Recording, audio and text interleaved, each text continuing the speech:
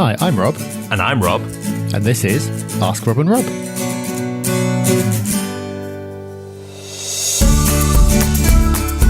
Hello everyone and welcome to Ask Rob and Rob, the show where you keep bringing us questions and we keep giving you answers.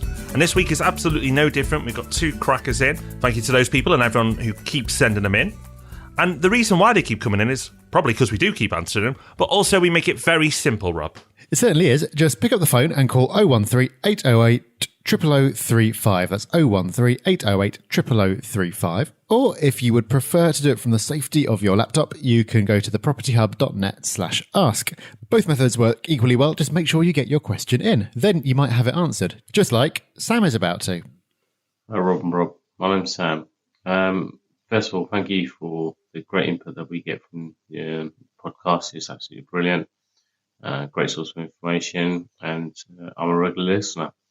But my question for today was, as a cash buyer, what are the advantages and disadvantages that I and any other cash buyers or investors should be looking at?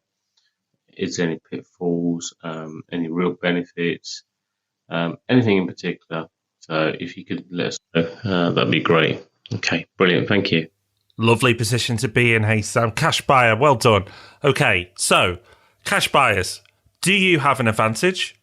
Sometimes, because it's going to depend on the vendor. Being a cash buyer doesn't automatically put you in a stronger position than someone who's buying, let's say, with a mortgage. And let's explain why. If somebody is selling a property and they are in no rush to sell, then someone buying with a mortgage or cash really makes no difference to that person. But the situation can change when you're dealing with a motivated vendor, a vendor being the person who wants to sell. If you have a motivated vendor, then a cash buyer can put themselves in a very strong position, particularly if they're highly motivated. The more motivated this person is to sell and move quickly, the stronger the cash buyer's position. So a cash buyer can absolutely put themselves in a stronger position if they understand the vendor's needs. But don't just automatically assume in any transaction that you're in a stronger position because you're a cash buyer. So understand the wants and needs of the person you're buying from. Another advantage, of course, is if you are competing against somebody who needs to move quickly and they're using financing costs, your cash flow may be a bit stronger, so you may be able to push it a little bit higher than they can on a deal as well if it's starting to get competitive. So yes, there are advantages, not guaranteed, but in the right circumstances, being a cash buyer can be very, very powerful. But as well as having the pound notes and being a cash buyer, there are other ways to present yourself as a cash buyer, even though you're technically not. Yeah, exactly. If you use some kind of short-term finance like bridging, then you are, to all intents and purposes, a cash buyer because you know that that type of finance can be arranged very quickly. So if you know that you can arrange bridging finance, maybe you've had a conversation with a lender and you know that they're going to be able to lend to you, then you are effectively a cash buyer because it's not the case of getting a mortgage and waiting 2-3 months for it to come through. You can be done in a couple of weeks. So a couple of weeks for a bridging loan versus having the cash in your bank today doesn't actually make any difference because the conveyancing process is probably going to take about a month at least anyway.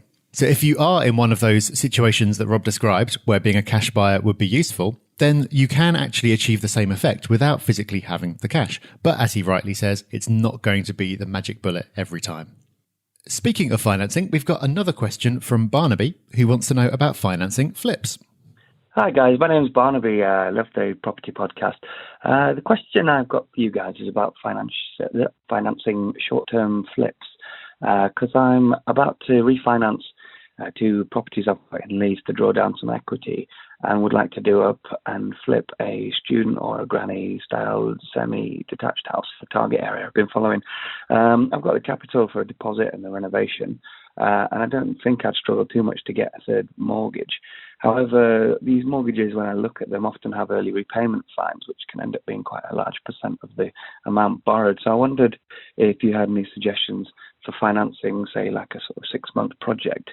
Should I be looking at budgeting in bridging finance or transferable mortgages, or possibly getting a mortgage on a standard variable rate that might not have the repayment fees? But yeah, be interested to hear your thoughts on that matter. Thanks very much, chaps. All right, bye-bye. How convenient, Rob. It's like we selected them to go together. So, Barnaby, great question. Rob, what's your thoughts on this one? Okay, so you're looking at mortgages that have got a hefty early repayment fee, and that's making it unattractive to use for a flip, which is just going to be a short, maybe 6-month project. Well, there's a reason for that. That is exactly why they put these fees in there. They don't want you to be using mortgages for something so short term. When you take out a mortgage, it's intended to be for at least a few years. So you'll get a 25-year term.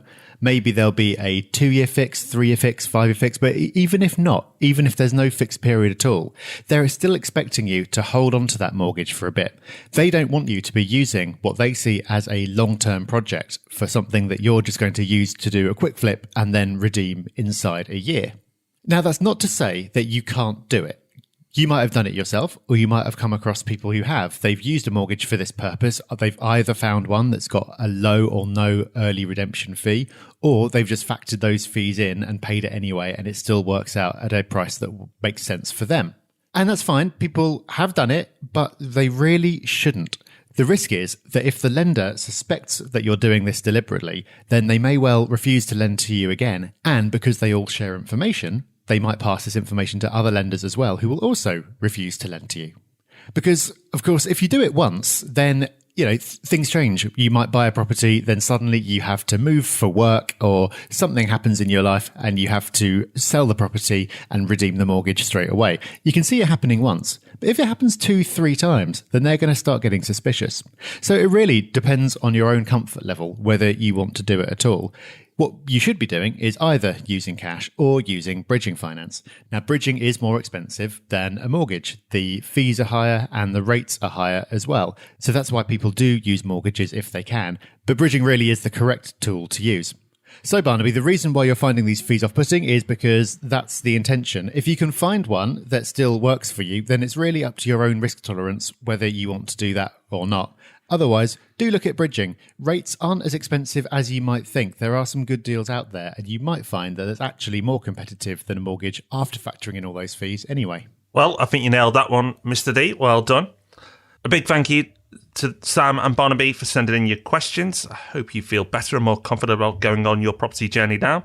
And thank you to everybody who keeps leaving reviews for the podcast as well. Through 500. Unbelievable.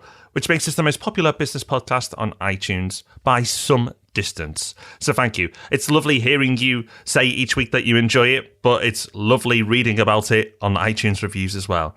Hopefully those who haven't are starting to get the hint.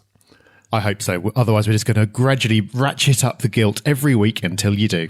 Right. Thank you for listening. We really appreciate it. We'll be back on Thursday with the Property Podcast. We'll see you then. Bye-bye. Bye-bye.